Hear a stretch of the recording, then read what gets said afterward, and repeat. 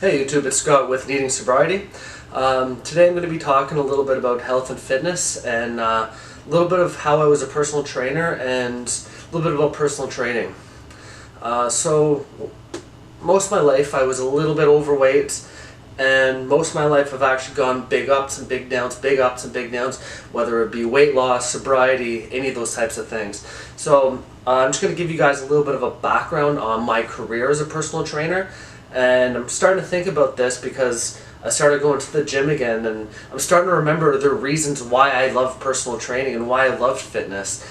So I'll start off with probably around, well, all throughout my whole childhood I was up and down, but I think one of the times I really wanted to lose weight, it was my first year in college, and I was quite heavy, first or second year.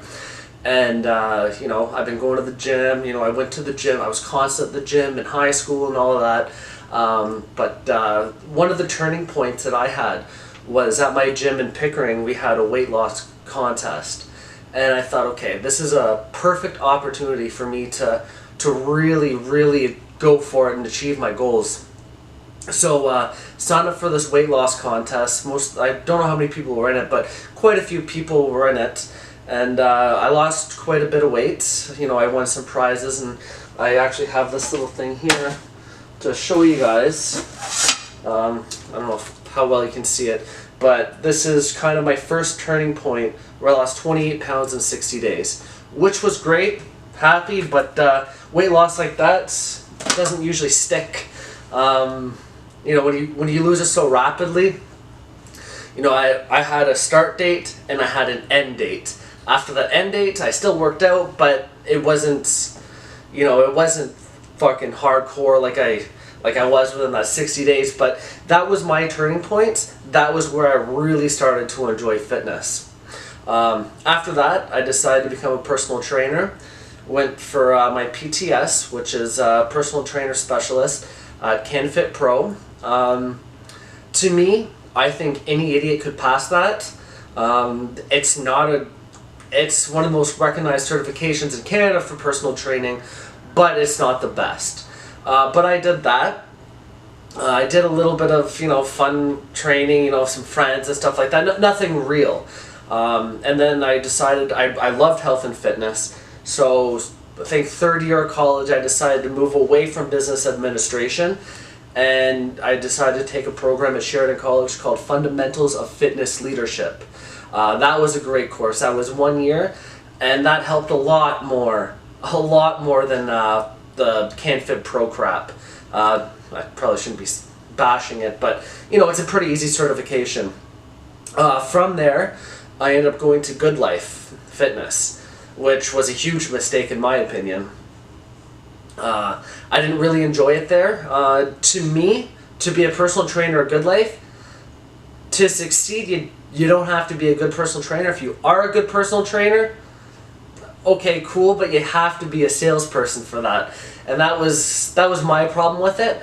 I suck at sales. Try and get me to sell you something. If you know me and you've seen results that I've had and I've given people in the past, perfect, that sells itself. But when you join a new gym in a new area, I wasn't known to the area, nobody knew who I was, and my sales skills absolutely sucked. So I lasted about, God knows, about a month there. Wasn't too fun. I had my manager or supervisor, whatever you want to call him, try and tell me how to train somebody, and I did know a lot better than he did. He didn't have any education. He didn't, he was a personal trainer for 2 years, and he was a great salesperson. And that's what I believe their core values are. So after that, I moved downtown Toronto on Queen's Quay, and I decided, I'm at that age where I should move out on my own. So I moved downtown with someone. He was actually my best man. His name's Anthony. And we had a fun time down there. We partied a lot, and I did do my personal training business. Where I think my downfall was, this is right around where my addiction came into play. I inherited quite a bit of money, at that year that I decided to move downtown Toronto and rent a place. So I was stuck between two things: my career as a personal trainer or partying. Well, like any addict, I chose partying. And I absolutely regret that, because I loved personal training. That was my fucking go-to thing. I loved fitness. I loved a lot. But I feel when you have something like an addiction, it doesn't matter what you love, what you like, that addiction will take over every single time. So I personal trained, I did everything downtown, and I half-assed personal training because I was partying, I was drinking. You know, I looked alright. I was doing steroids too. I thought, okay, well, you know, I'll work out, I'll do a little bit of juice here and there, you know, and business will go good. Business was okay sometimes, but it wasn't great. My real concerns being a 21, 22, 23-year-old was going to nightclubs. So I'm going to go to music nightclub. Wednesday comes around, I'm going to go to Versailles nightclub, pop some bottles. I'm going to go here, going to go there. That was what I enjoyed. And, you know, and my personal training business suffered because of that. Moving forward, I moved to Pickering, which is a suburb of Toronto. And I continue to be a personal trainer there. I wanted to get out of downtown because, you know, the partying, the drugs, the alcohol, wasn't really the best place for me. So I thought, you know, running away and moving to the suburbs, well, you know, I'm not going to go crazy there. Well, sure enough, I did. I still personal trained a few people over here, and, you know, I had a great time doing that. And then I slowly my own body started to suffer because I was drinking all the time. And then when I was drinking all the time, I was eating like shit. And then I started to not feel good about myself. And to me, being a personal trainer, you can have a university degree. You can have whatever it is you want. If you're not living that lifestyle, you cannot be a personal trainer. I'm sorry. If you take, you know, kinesiology degree, you have all that, and you don't work out yourself and you don't know how to put your own mindset into that, you're wasting your time. You should do something different. So I just kind of wanted to touch base on, you know, my career. And today I was at the gym, and, you know, I'm not your average person that works out in a normal way. I don't go do 3 sets of bench press or whatever. You know, I like to have a lot of fun, and I like to make my workouts interesting. So, you know, I'll set up different circuits. People usually look at me weird, but, you know, I know how to get results when I'm actually in the mindset,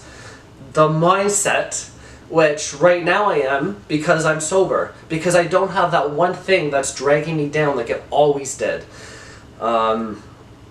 So today I was, you know, doing my, you know, I had all this nice fun circuit down and everything else, and I noticed someone was watching me while they were with a personal trainer, like, oh, what's that guy doing?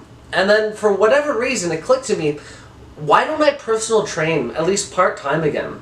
So I'm thinking, you know, I need to be happy with my weight. I sure as hell ain't right now. I've lost probably a little over 10 pounds since I quit drinking. So I'm probably sitting, I don't know, 215 or something. You know, I want to look the part before I train people again. So what I'm probably going to end up doing is starting to read my books and all that, and get back into that, because, you know, I'm not saying I'm going to do it for a career. I don't think I would really succeed that well as a personal trainer, because I suck at sales. If I just had the business and just clients came, that'd be great, but you know, part-time, just doing it on the side is perfect for me, because I'm not a salesperson, and that's the one thing that really sucks, because I think a lot of good personal trainers don't make it, only because of the whole sales aspect of it. One part, you know, for a little while I did have like a good clientele, and I was just getting referrals. So that is really it. Startup of a personal training business, or personal training in general, is more like people see your results and people see what you're giving other people. Yeah, so I'll cut this video now. It's been a while since I made videos. This is kind of my half-ass setup. This is my logo here. So needing sobriety, I don't know how well you guys can see it. So reading, and then sobriety's at the bottom there. The breakdown of it is that needing sobriety, you know, your life gets better once you take up sobriety. I put the 2 feathers. So in my way, it's going to symbolize a little bit of spirituality and First Nations culture that, you know, I believe in, and you know, all the things I'm learning. And I put the little 2 dumbbells in there in the middle. So I just thought it might be a nice little logo, and right now it's not a good backdrop because I have these lights and it's shining like hell, so you know, I'm gonna play around with it, but this is one of the first videos I have that I'm actually using this backdrop, and I'm gonna make it look a lot better. So yeah, I'm pretty excited for that. So I'm gonna try and make another video today if I have time. My dog really needs a walk since I spent a good 2 hours at the gym, and my wife's coming home. So I'll take him for a nice little jog, and you know, hopefully I'll make another video, and I'm gonna try and make more videos. I felt bad, it's been 6 days since I made a video. So and it's not because I didn't want to, it's just because I don't really have the time away from anybody to do it. I don't like making videos around people. I don't really talk the way I'm talking right now. So yeah, so I'll leave the video at that, and thank you for listening. Stay sober, and you know, all the best in health. Thank you.